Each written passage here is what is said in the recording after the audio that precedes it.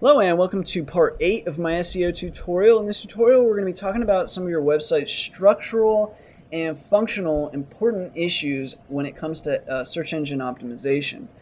So one of the main concepts here is going to be loading time, usually measured in milliseconds. And the question here is obviously how long is it taking for users to load your web page? Now I speak at least from my experience, and I'm sure a lot of you guys can relate. If your computer is running like really slow, it kind of like makes you mad, right? It makes you uncomfortable, and like to me, if my computer's running slow, I get kind of pissed off. And so it's the same thing with your website. If your website's very slow, it results in your users not having a very good experience. So generally, your website's loading time is of importance. Now, obviously, loading time can be a toss-up often with other like features of your website. With us, for example, our loading time is usually pretty large, right? Like that wasn't so bad, but say we want to let's load up like this stock here. We're still waiting. So there you see that loading time for this page was, I wasn't really timing it, but a little bit over a second probably. And that was just for this stock. But then, it loads up this JavaScript program that allows users to do all kinds of stuff with it. So it's kind of user friendly, even though it did take a while to load. It's just kind of like one of those things where you have to decide, is it better to load a little bit longer or load less data or whatever. And like same thing with your games. But some of the stuff that you can do is cache various things like your images, even like text, and in this case like stuff that you're loading from a database, you can cache that as well. So the only things it needs to load maybe is brand new stuff that has happened since the last cache process. And really this is kind of like something that you're pretty much always going to battle. As long as if you have like a web application. So as the web application grows, and even as your website grows, you're going to constantly be trying to make it as efficient as possible, while at the same time retaining, all the good stuff that you wanted to keep, right? I'd like to think that Google has it in mind that depending on what's actually being loaded here is somewhat important, right? If you're just loading a bunch of static HTML and you've got a really long loading time, then you've probably got really poor hosting in relation to how many people are visiting your website. And so I think that probably is going to rank more negatively than if you've got like maybe some sort of game or something that's just going to take a little bit to load, right? And then time on site, they'll probably take that into consideration as well, like how long was the loading time versus how much time are they spending on that page. I imagine is important to them. And along those same lines, when it comes to loading time is, what kind of hosting do you have for your website? So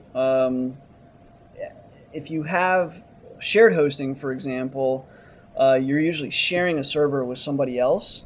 And so if they get a lot of visitors at one time and you get a lot of visitors at one time, all of a sudden you can get it overloaded, run out of RAM, go into like swap memory, and your website is just almost grinding to a halt, right? And so that can be pretty bad. So if as your website's traffic increases, you want to also obviously increase your hosting, because that'll affect your loading time and the user experience as well. And it's usually a good idea to upgrade before you need to upgrade, right? I mean, web hosting is pretty darn cheap these days, so it kind of behooves you to go ahead and stay a little bit ahead of where you are at the moment. Now, as with all of these topics that I bring up as far as SEO is concerned, one thing isn't going to hold you back from, it's not going to kill you if your website loading time is 4 seconds, right? If you've got everything else going just perfect, you're going to still have a great ranking. It's more of the accumulation of a lot of negativity or the accumulation of a lot of really good things that's how you're going to make or break your SEO. So along those same lines of loading time and page structure and all that comes HTML5. With some of the changes of HTML5, probably one of the more basic differences is in the past you had a header and a footer to your website. And basically the header was, all this stuff, right? The nav bar, the banner, and anything above that. And then the footer was basically all this stuff down here, right, in this grayish box. That's the footer. And that was the only header and footer that a website even really had. But now a header and footer, actually, with HTML5, you've got your website's header and footer, but then you've got content header, content footer, and the footer isn't necessarily at the bottom of the content either. It could come at the top. It's just whatever's labeled as footer. And actually Google is going to use what's within your footer sometimes. So you want to go ahead and add footer text as well. So if you've got like posts, you want to have a header and a footer, obviously. The other nice addition to HTML5 is no longer do you have to have like in the past everything was like a div tag, right? So you had a div, a class, and you'd give it a little class name, and then you could specify CSS rules to it. But now with HTML5, it's not really a div anymore. You just call it, you just make up your own tag basically. And so you can use that tag to actually mean something more than just div, right? And you can have actual, content tags, post tags, author tag, all this kind of stuff, and footer tag, header tag, that kind of stuff. And that helps Google read your website and understand what's going on. Because again, when Google looks at your website, Google sees the source code of your website, so it's a little bit harder for Google to like read through your site. So again, it's just a matter of accommodating Google so you can actually label what everything actually is for them. Another pretty important factor these days, especially, and only becoming more important, is like the responsiveness of your website.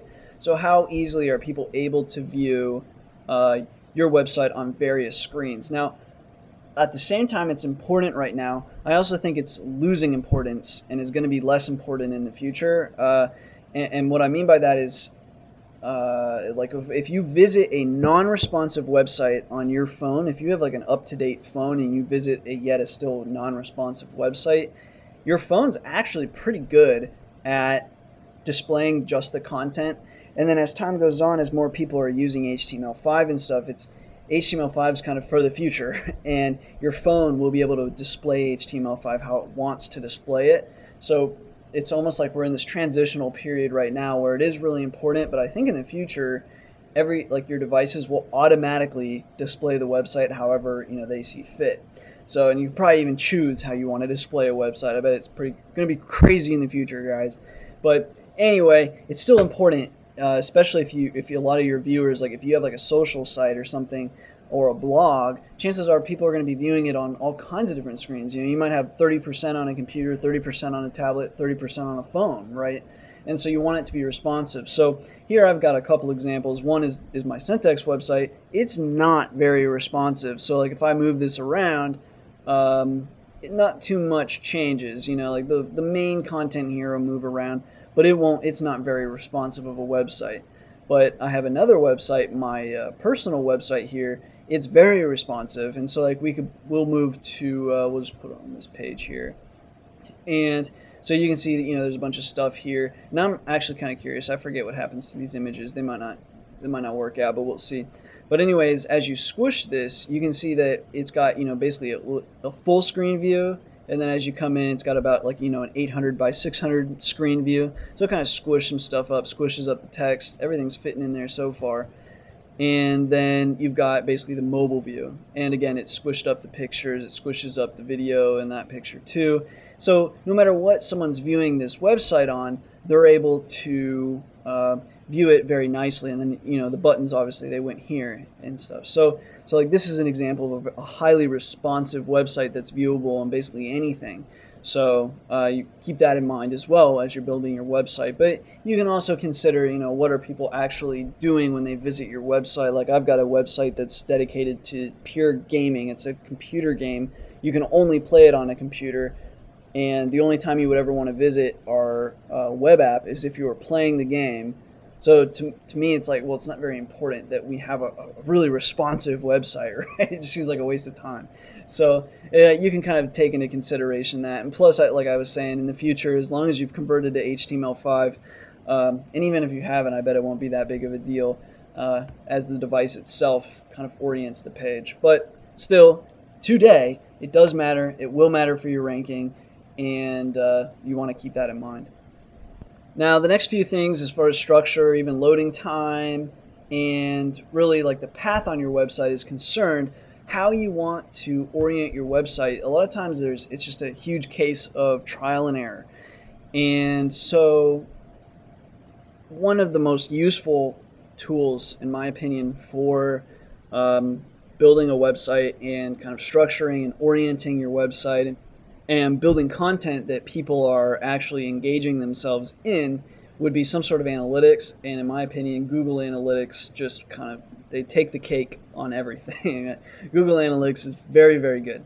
So in the next video, we're going to be just diving into Google Analytics and some of the basic stuff that you can do within Google Analytics. But it's very useful to have. Highly recommend it. So I definitely suggest that you watch the next video. As always, thanks for watching.